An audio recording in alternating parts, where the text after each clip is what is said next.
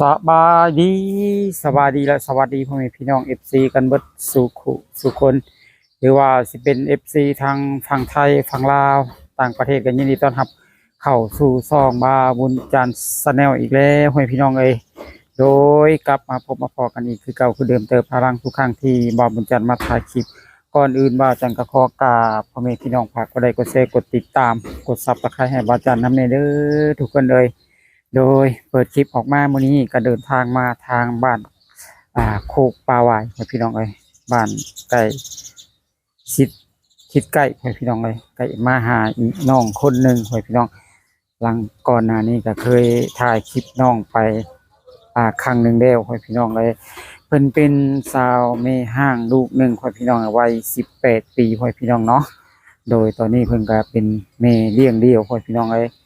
โดยมื้อนี้ก็มาฮอดจอดถึงเรือนซานของน้องเพิ่นได้เป็นที่เรียบร้อยพี่น้องสิเข้าไปโอ้ไปร่วมกับน้องเพิ่นเป็นครั้งที่สองแล้วพี่น้องโดยปะพี่น้องไปตามรับชมนำกันเนาะโดยสวัสดีสบายดีน้องหมอเนาะแม่นน้องหมอโดยน้องหมอคือเพิ่นมีลูกคนหนึงน้องเนาะโดยทราบว่ามีลูกคนหนึ่งเลี้ยงลูกคนเดียวก็สั้นซะลูกได้จักปีแล้วลูกอะปีปลายแล้วปีปลายแม่นปีจักเดือนน้องละปี8 เดือนโอ้ปี8 เดือนพ่อบ่มีเนาะโดยเลิกกันมาได้จักเดือนแล้วกับพ่อกันรายเดือนแล้วจะเข้าปีนึงจะเข้าปีนึงแล้วเลยโดยไปสะพายให้นาน้องละบ่มีคนพาเฮ็ดบ่มีคนพาเฮ็ดบ่ได้เฮ็ดบ่ปีบ่ได้เฮ็ดให้คนเฮ็ดแม่นเด้อโอ้ให้คนเฮ็ดบ่มีคนเฮ็ดได้ซะบ่มีข้าวกินได้ซะซื้อหาเงินซื้อกินโดยโอ้ไปหาแนวได้น้องน่ะคือว่าจุบฮอดข้าวแม่หาไว้พายได้แม่แล้วพาให้เดือนละ1,000พ่อแม่เจ้าแม่แม่เพิ่นไปทำงานบ่แม่นโอ้แม่ไปทำงานแล้วเพิ่นก็เอาให้เดือนละ1,000โดยให้ซื้อข้าวโดยทันบ่น้องล่ะทันบ่ลืมหมายถึงว่าจุบ่แต่ละเดือน1,000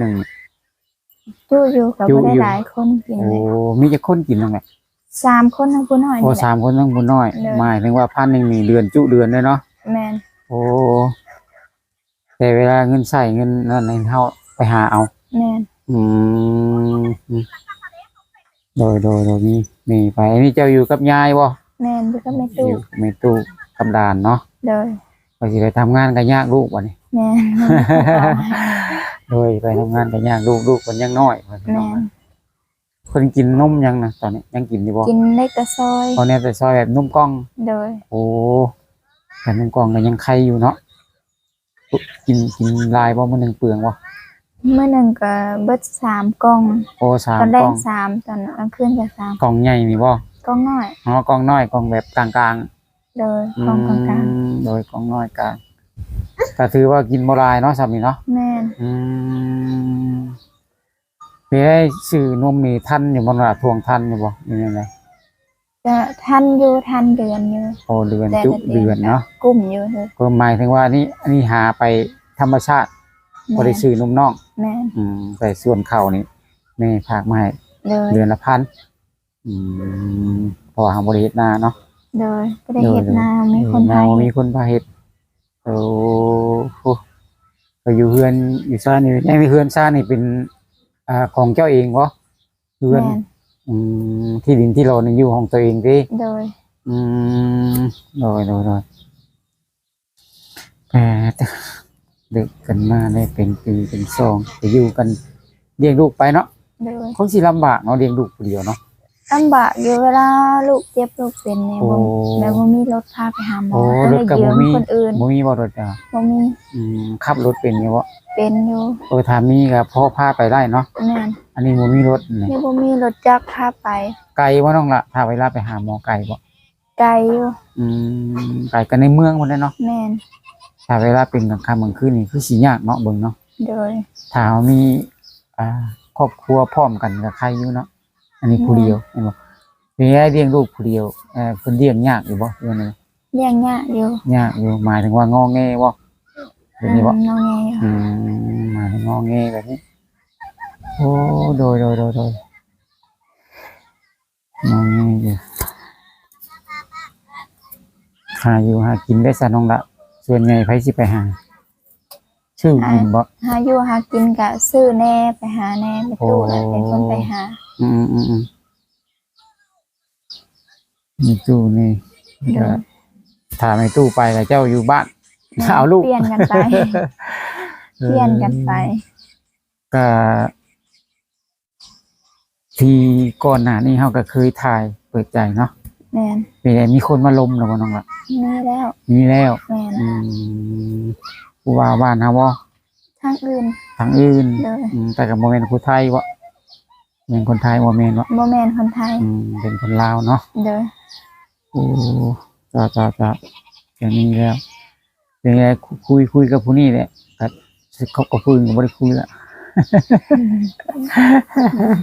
โดยคิดว่าใช่หรือว่าน้องหลานนี่กับผู้นี้ใช่บ่คิดในใจหรือว่าคุยกันมาแต่ล้นนะบ่ เดินเติบแล้ว มือ10มือได้ แม่น จ้ะมีคนคุยมีคนกับไม้ถึงว่ามีคนคุยทั่วๆไปนะมึงเนาะ เลย บ่ได้แม่นว่าสิจริงจังก็ยังเฮาก็ยังบ่ได้ทันได้ฮู้ใจเขาเนาะ เลย แม่นก็ยังบ่แน่นอนว่าซั่นซะขนาดเฮาเป็นผัวเมียกันแล้วยังเลิกกันไปไล่นะ เนาะ เลย ถ้าภาษายังเป็นเพราะว่านี่เฮาก็คิดว่าใจเย็นใจแหละเฮานี่เนาะ แม่น อืมโดยเด้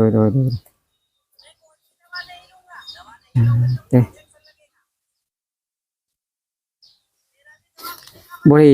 คิดวางแผนว่าสิไปเฮ็ดเวียกเฮ็ดงานทางไหนบ่น้องล่ะคิดบ่ ว่าคิดอยู่อยากไปไทยแต่บ่มีคนเอาลูกให้ โอ้คิดว่าอยากไปไทย แม่น อื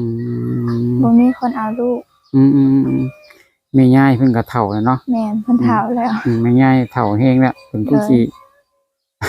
เบิ่งบ่ทั่วถึงนั่นแหละเบิ่งเนาะ เลย เพิ่นก็หลายปีเพราะว่าน้องนี่กำลังปีปลายกำลังชนเนาะ กำลังดื้อก ำลังดื้อแบบเอาแต่ใจยังบ่ฮู้จักยั่วเด้ เลย ปีน้อยปีปลายเนาะ แม่น คำไปก็โย ยากอุยวายอีก เนี่ยอีกไม่ตัวเฒ่าเลยก็เลี้ยงบ่ได้ โดยมื้อนี้ก็มีผู้ใหญ่ใจดีFC ทั้งฝั่งลาวเฮานี่แหละเนาะแต่เพิ่นอยู่ทั้งพูนทั้งแถวใต้สารวัตรเนาะ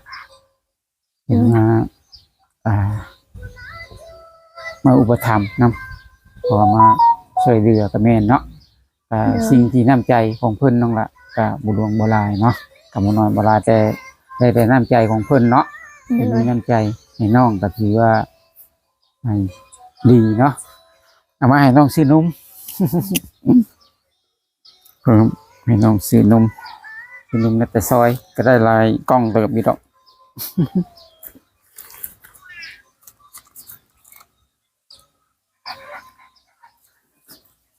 โอ้มีอยู่300,000ให้น้องซื้อนมกิน เพราะว่าทางเพิ่นก็เห็นในคลิปเฮาถ่ายออกไปเนาะ เลย เพิ่นก็เป็นที่ว่าที่น่าสงสารน้องนะ เพราะว่าน้องนี่ก็รับภาระหลายประมาณนี้อันใดจักสิเบิ่งลูกแน่บ่เนาะแล้วก็ แม่น เบิ่งยายแน่ประมาณนี้นะเพราะ เล ว่าย ให้นางก็บ่ได้เฮ็ดนะเพิ่นก็เลยเห็นดูสงสารเมตตาเจ้าเนาะ เลย มันก็ได้ฝากมาให้พี่น้องเลยมาให้ทางน้องเมากับน้องน้อยน้องละ1-3 เซนกีบเนาะ เลย นี่เอาละสู้หน่อยเนาะกับมวยพ่นให้เพื่อนแม่น้องละ ขอให้เพิ่นดีๆไม่แห้งเด้อเจ็บบ่ได้ของขายบ่ให้มีขอให้เพิ่นห่างเพิ่นมีขึ้นเด้อ โดยอันนี้ก็สิ่งน้ำใจของ FC หรือว่าผู้ใหญ่ใจดีจากประเทศบ้านเฮานี่แหละน้องหลายเนาะ เลย คือว่าเพิ่นอยากให้เพิ่นเห็นในคลิปเพิ่นก็สงสารมาท่านซะก็เห็นเลี้ยงลูกอยู่คนเดียวเนาะ เลย เพิ่นก็มีน้ำใจ เดียว โดยนั่นก็ขอบมุกขอบใจเพิ่นหลายๆเนาะทั้งให้ ขอ เพิ่ บ น ใจหลายๆเด้อ เพิ่นอยู่ทั้ง พุ่นแหละทางใต้สารวัตรพุ่นน่ะเนาะ โดย เพิ่นจะมีน้ำใจเพิ่นเห็นในคลิปเฮาถ่ายทำลงไปแล้วเนาะเพิ่นก็เห็นน้องนี่เพิ่นก็สงสารว่าซั่นซะเพิ่นตัวเล็กๆอันนี้ยังน้อยนะเลี้ยงลูกผู้เดียวแล้วก็เลี้ยงยายไปนํอีกคนหนึงไว้พี่น้องเอ้ยถ้าพ่อแม่พี่น้องท่านใดสนใจเนาะ FC อยากจะช่วย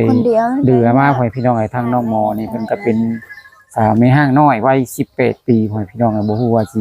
วิ่งเต้นหาใครได้แม่นบ่น้อง แม่น พ่อก็บ่มีเนาะก็แม่ก็ มี ตั้ง แม่ คนแม่อย่างไรมีครอบครัวใหม่บ่เนาะ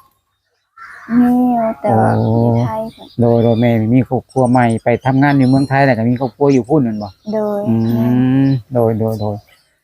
ก็ฝากในเด้อพ่อแม่พี่น้องฝากทาง FC เนี่ยพ่อแม่พี่น้องอยากเห็นดูสงสารน้องเนาะอยากจะช่วยเหลือน้องชื่อจังไดน้องล่ะนี่ เอ็มมา เอ็มมา โดย น้องเอ็มมากับน้องหมอพ่อแม่พี่น้องเลย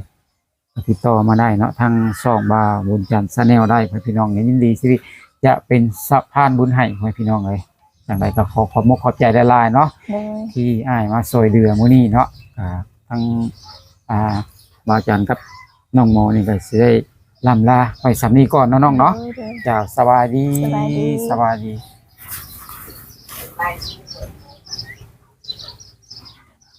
Bye.